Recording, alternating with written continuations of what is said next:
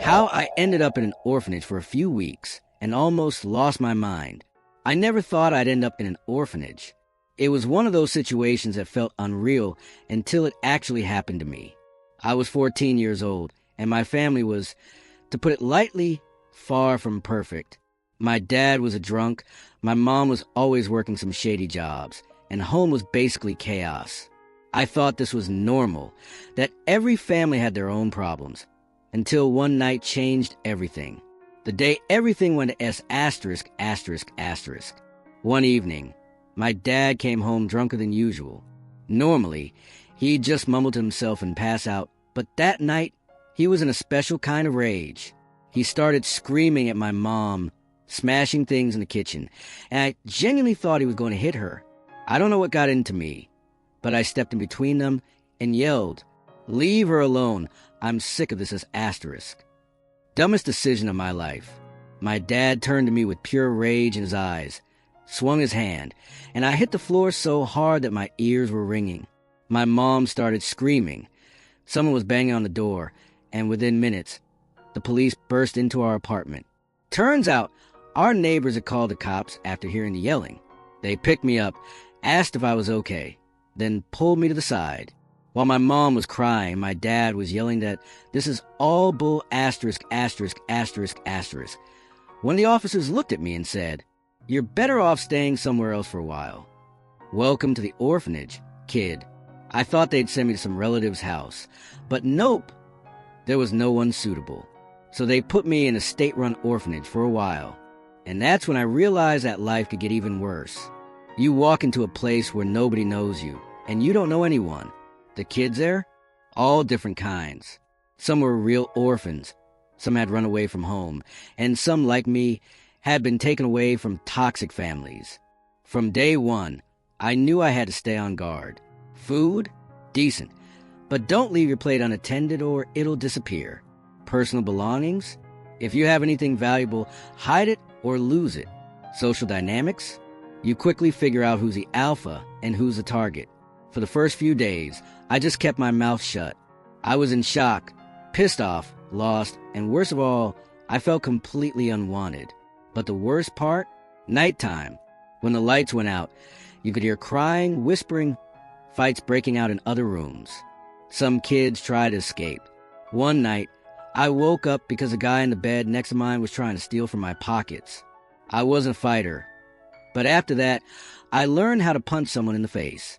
How I lost $20,000 thinking I found love, spoiler. I'm an idiot. All right, this is the story of how I became a certified dumbass and lost 20 grand. Because I believe in love. If you think you're too smart to get scammed, congrats, you're not me. So, it all started when I was on a dating site. I won't say which one because I'm still embarrassed. But let's just say it was a platform for successful men and beautiful women. Yeah, the red flags were already there, but I was blind and stupid. That's where I met a girl. Let's call her Sophia. She was perfect, gorgeous, smart, from Europe. Spoke with a cute accent. I mean, I couldn't hear her through text, but somehow, in my idiot brain, I imagined an accent. We texted for weeks, and I fell hard.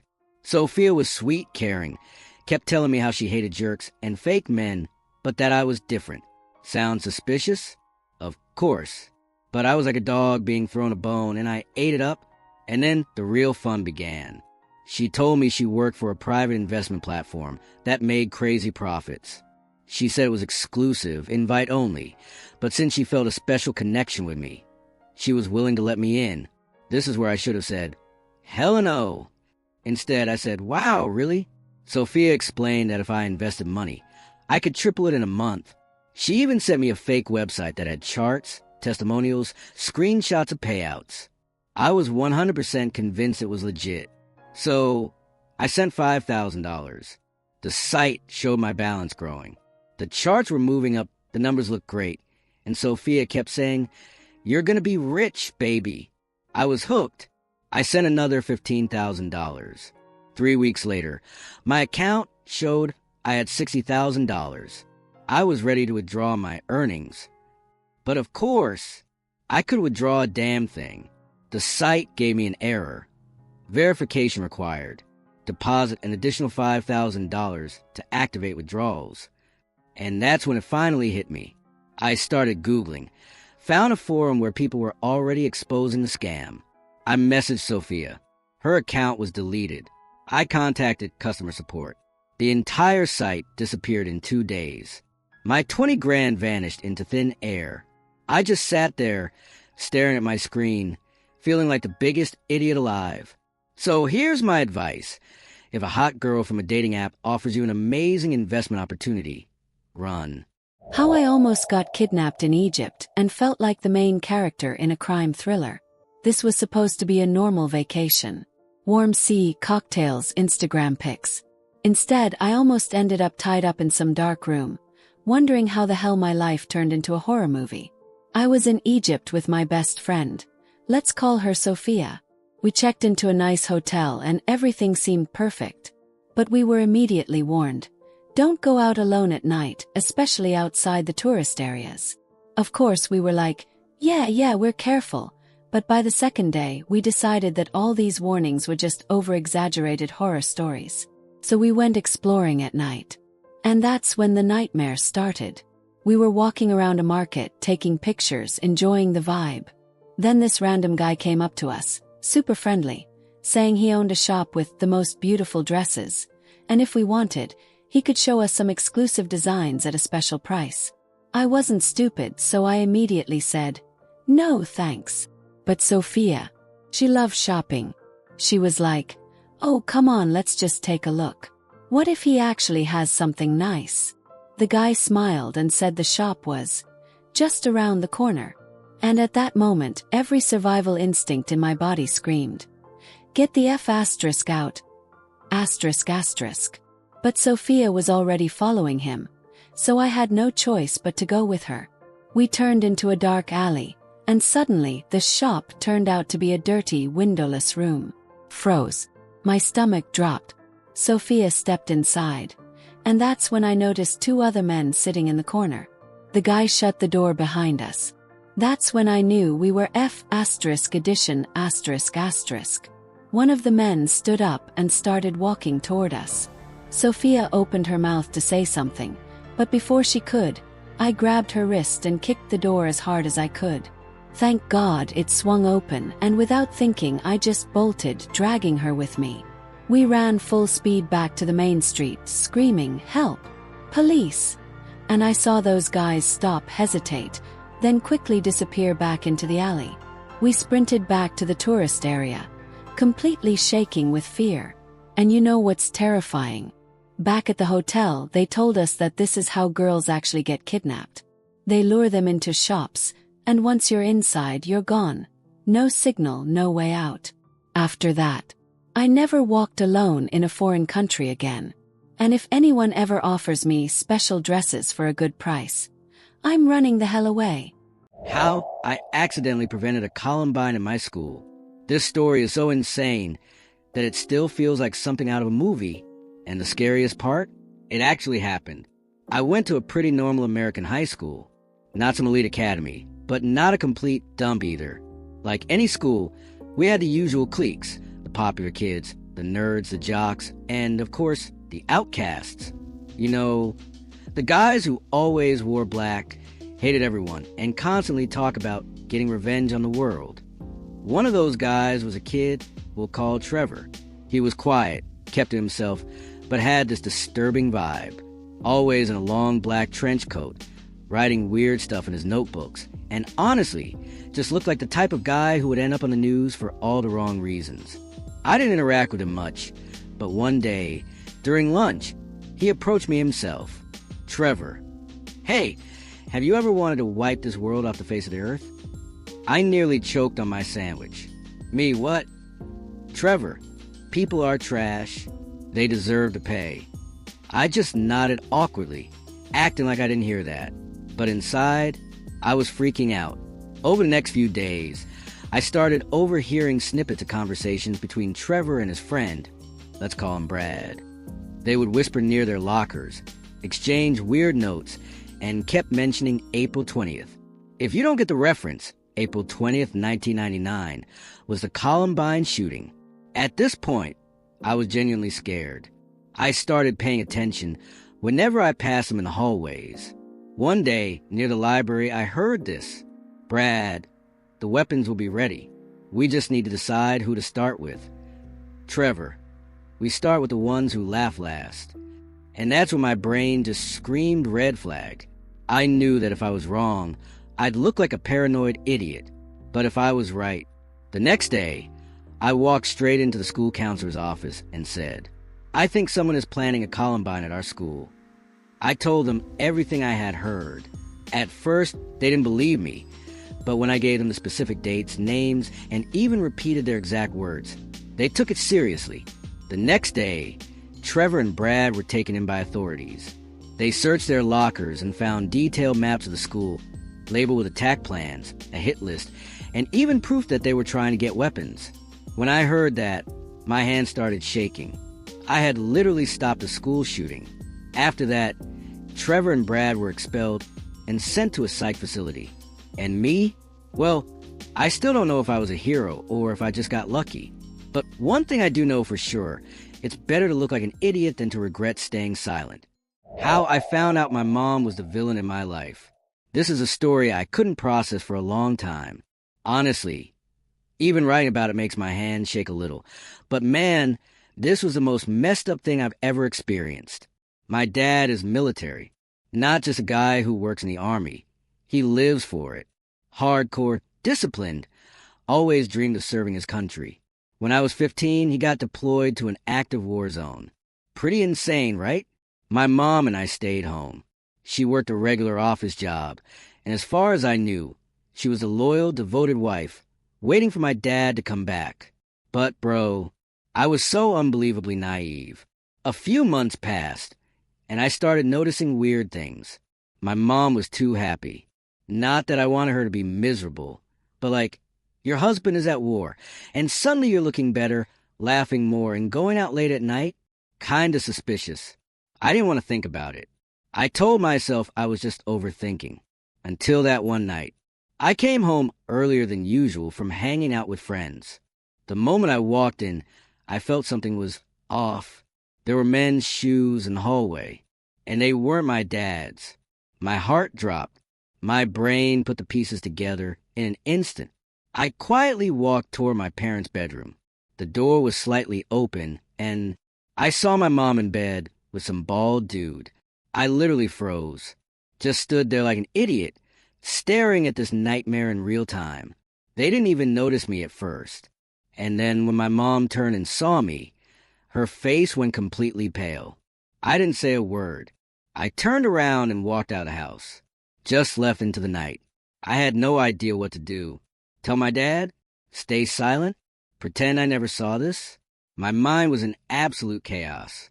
My mom called me 50 times. I didn't pick up. I came back home in the morning. When I walked in, she was sitting at the kitchen table, crying, holding a cup of tea. She begged me not to tell my dad, said it was a mistake, that she was lonely, that she didn't know how to live without him. I didn't say anything. I just sat there and stared at her. And you know what's messed up? At that moment, I realized something. I would never respect her again. When my dad came home from the war months later, I never told him. And to this day, I don't know if I did the right thing. But I do know one thing. From that day on, my mom became a stranger to me. It all started when I created an OnlyFans. Yeah, money was tight. Life was expensive. And let's just say I had certain assets people were willing to pay for. I wasn't stressing. My audience was anonymous. Nobody I knew would ever find out. And everything was under control. I was so wrong. A few months in, my subscribers were growing, money was flowing, and I was starting to feel like a real entrepreneur. And then one night, I witnessed the most horrifying moment of my life. A new subscriber popped up. No big deal, happens all the time. I casually clicked on his profile, and I stopped breathing. Username, Mike T56. Profile pic, a fishing boat. Camo jacket, a lake in the background. Holy, F***. It was my dad. My actual, real, biological father. My brain short-circuited. There was no way. This had to be a mistake, right? Maybe it was some random guy with the same name. Maybe I was just overthinking. Then a message popped up. Are you serious? I wanted to die instantly. My body was shutting down. My soul left my flesh. My dad had seen everything. Every pose. Every video. Every goddamn thing. I didn't know what to do. I turned off my phone, wrapped myself in a blanket, and contemplated faking my own death. But the next morning, oh, that was even worse. I walked into the kitchen. My dad was sitting there, drinking coffee. Silent. I sat down. Silent. We just sat there in the most unbearable, soul-crushing silence. Then he sighed. I thought you were doing freelance work. I swallowed hard. Well, in a way, I am. More silence. Then he asked, how much do you make? I hesitated. Around $8K a month? He nodded. More than I make. All right, I'm canceling my subscription. And he just walked away. We never spoke about it again. Never. But I swear, sometimes he looks at me with this, I know what you do face, and I want to curl up and die, loudly crying face. But the worst part, after the shock faded, I suddenly realized my dad has an OnlyFans account. This man, this married man, was out here in the depths of the internet, subscribing to spicy content behind my mom's back. I have no idea how to process that information.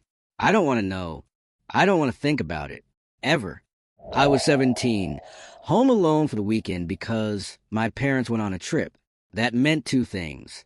One, eating whatever I wanted. Two, watching movies at full volume without my mom screaming, turn it down, the neighbors will hear. Life was good. I was gaming, stuffing my face with pizza, and feeling like an absolute king.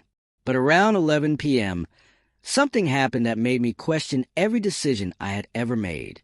I heard a noise. At first, I thought it was the wind. Then I realized, nope, someone was messing with the lock on my front door. I froze. My heart started pounding.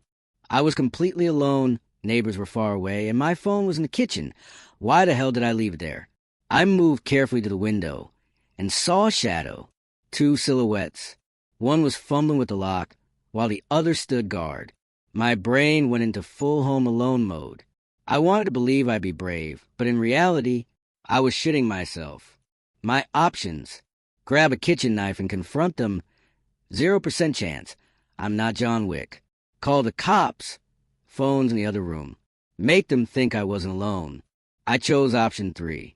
In pure panic mode, I cranked up the TV volume and started yelling like I had a whole group of people over. Nah, bro, grab another beer. Ha ha ha, Dan, did you seriously spill the sauce again? Hey, get me that other baseball bat. This one's cracked from last night. I don't know how, but my acting skills were on point, because within seconds, I heard someone cursing outside, and then the sound of fast footsteps running away. I waited for about 10 minutes, then crawled to the kitchen, grabbed my phone, and called 911. Cops showed up in 15 minutes, but obviously, no one was there. They told me there had been some break-ins in the area. So I just got lucky. But here's the best part. The next morning, I checked the security camera my dad had installed at the front door. And dude, the footage showed 2 guys standing there, one trying to pick the lock. Then one of them suddenly flinched, said something, and they just took off running. And here's the real kicker. I knew them. I looked closer and realized it was 2 of my old classmates from middle school. Bro, I used to play Dota with these guys. Apparently, they thought my house was empty and decided to check it out. A couple of days later, one of them texted me. Dude, was someone actually there with you? Or have you lost your mind? I just replied, I'm never alone. And man, I still laugh when I think about how bad they must have shit themselves that night. So I was 16, hormones raging, brain cells non-existent. My dad got remarried, and with his new wife came her daughter, Emma. Emma was 2 years older than me, and to my teenage eyes, looked like an actual goddess. Meanwhile, I was this awkward, pimple-faced mess. At first, I tried to be normal, like, dude, she's basically your sister, get a grip. But that didn't last long. She'd walk into the kitchen wearing just an oversized t-shirt, and I'd forget how to function. She'd hold eye contact for more than 2 seconds, and I'd already be imagining some dramatic love story with a happy ending. The problem? I sucked at hiding my feelings. Every time she spoke to me, I stuttered like an idiot. One time, she casually touched my hand, and I straight up dropped the plate on the floor. My stepmom started looking at me like I needed professional help, while my dad remained blissfully unaware, probably thinking I was just a typical awkward teenager. But the worst moment? Oh, that was when Emma started dating some gym bro. She brought him home one day, and I swear I experienced jealousy for the first time in my life. I was standing near the fridge, watching as this dude wrapped his arm around her waist. My genius brain decided this was the perfect moment to show I was also cool. So I grabbed a carton of milk, thinking I'd casually drink straight from it like a badass. Big mistake. I tilted the carton too fast, and milk literally shot my nose and all over my face. I started coughing like I was dying, dropped the carton, and ended up slipping on the spilled milk, landing flat on my back. Emma was laughing so hard she could barely breathe. My dad was yelling at me for being a complete idiot, and her boyfriend just stood there, looking at me with pure pity. A couple months later, I finally got over my dumb crush. Emma left for college, and life moved on. But sometimes, late at night, I still check her Instagram, just for fun,